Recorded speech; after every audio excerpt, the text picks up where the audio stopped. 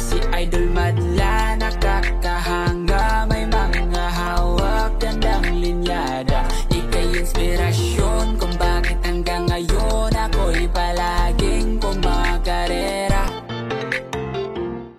Napakaswerte mga kalapatid si Boss Jervin dahil ngayong araw ay patadala natin sa kanya napakagandang T-Box. Ayan, latest version siya mga kalapatid. So, wala pang meron neto gaano mga kalapatid. Dahil yung usually nakikita nyo is yung brown, and then sumunod yung blue. Tapos ito meron nga tayong bagong version. Pasko kasi kaya kulay pula. Ayan, so pag binuksan nyo yan, ayan mga kalapatid. Medyari yun na sa loob, nilagyan ko na. Para pag nag-pop yung mga ibon, hindi didikit sa bagong-bagong training box. Yan, syempre kagaya ng dati, di-zipper yan, tapos tapo-fold din.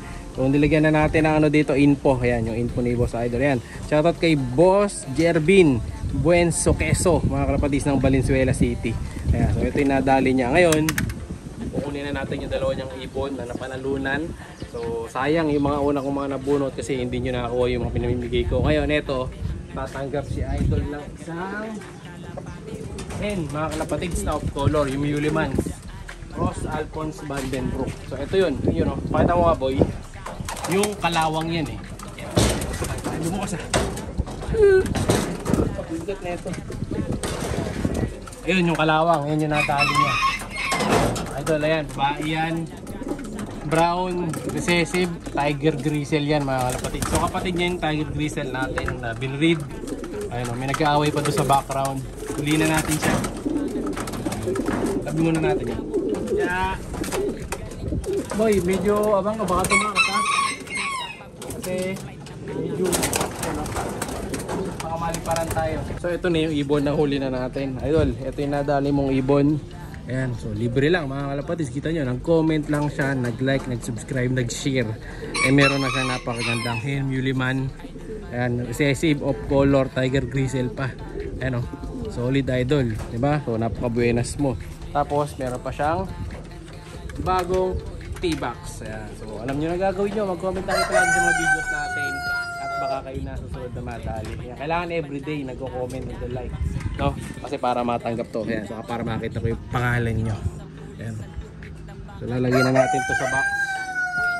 Actually dalawa yung nadali niya kasi yung isa, yung nadagit natin noong nakaraan na tawag dito na pantail, walang nagki-claim. So papadala ko na rin sa kanya yun para dalawa yung nadali niya. Ayan. So, hindi lang isa, dalawa pa. So ito yung isa. Ito mga kalapatid, mamaalam na tayo dito kay Pansy. Ayan, kasi nagpapara ko siya eh, pinaparisan niya yung ibon ko dito. Ayan mga kalapatid, dapat ibang ibon na nakalagay dito dahil nauna na yung hay ng problema. Itong pantail nandiyan pa rin mga kalapatids, wala pa rin nagki-claim. Kaya ito, kukunin na natin siya. Ayan. Idol, ito ha, ito na si pantail. Ayan, pamimigay na natin siya. Ayan, papupunta na to sa Valenzuela City. Boss, ito na yung ibon mo na pantail, papadala ko na sa iyo. Ayan, libre lang, nag-comment lang siya and then nag-like sa video, nag-subscribe, nag-follow, nag-share. Ito, meron na siyang napakagandang pantail. So para ako to ha, hanapan mo na lang ng kapares. So na bahala yun, may pumapares nga doon sa gilid ayun, no? Sa background ayan, no? May naghahabol. Try nga natin ilapit. Parisan mo ba ito? Ayan, pinaparisan mga kalapatid yun. Ang problema yung pumapares na yan, babae yan eh. Nagpapanggap lang lalaki yan. Ito ang bait na ito pag hawak ko, pero pag nilabas ko to, makikipag-awa yan. So ano siya, ganda na ito, ano siya eh, tawag dito? Crested, no? So, hindi siya basta-basta na pantail.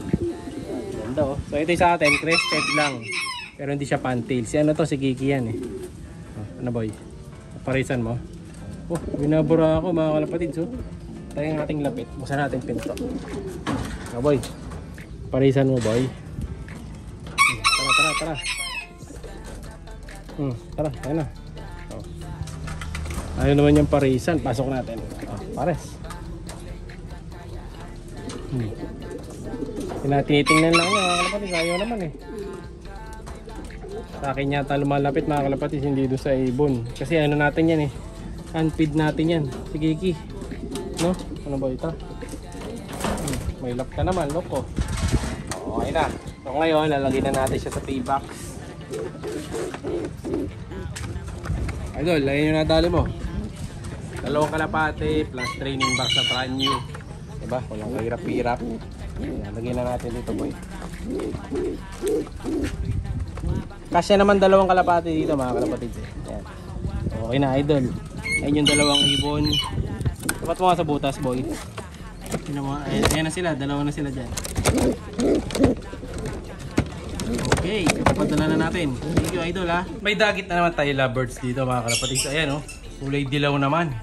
So, kanina nakakita ko na rin to sa labas, narinig ko rin na may humuhuni at eto na nga, ayan, bumaba na dito. So, mukhang malungkot siya.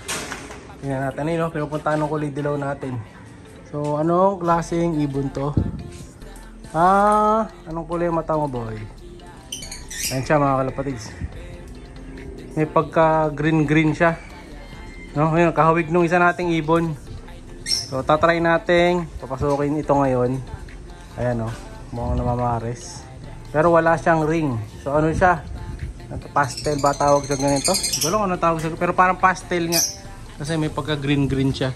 Yan siya mga kalapatid. So, kawawa naman. Uy, aalis. Huwag kang umalis, tol. Ay, bahala ka. Ay, lumabas. Sumibat.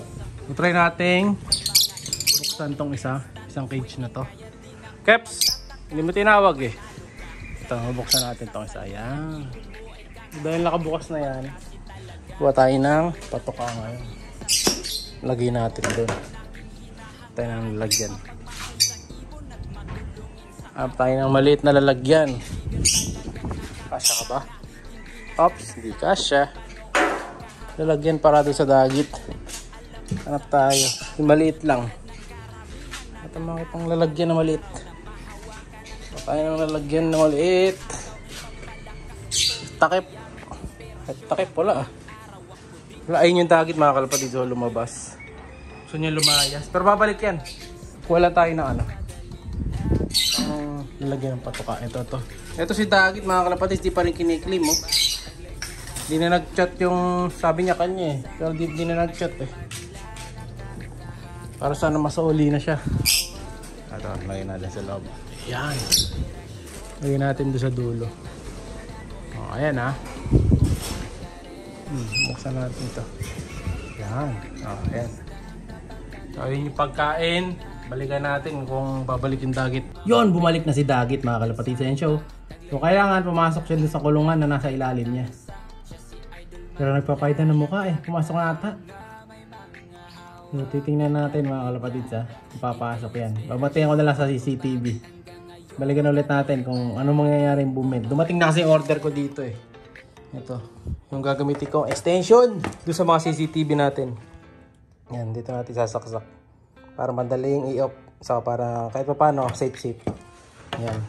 Tingnan lang natin pumasok tong si Dagit. Siya'y kalapatistang napakagaling na kinakilala.